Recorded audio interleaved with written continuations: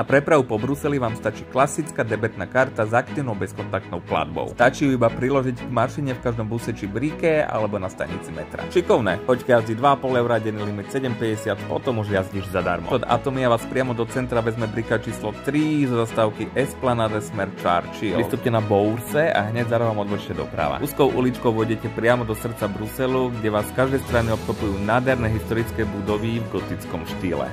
Až som stratil reč, ako tu všetci chodia na ľahko. Pozerám, že socha je ešte viac oblečená ako niektorí Belgičania. A potom, že všetci kašľú. Zoznámte sa, cikajúci chlapec. Neviem, čo z ním majú, asi sú fetiš. Ja idem ochutnať práve belgické wafle do Chocolate Factory. 7 € za kus a poviem vám, chutilo to ešte lepšie, ako to vyzerá. Mňam do. Kým som dojedol sa aj z Otmelu, ešte si pozriem vianočný Brusel a pomaličky na stanicu smer Gent. Sledujte.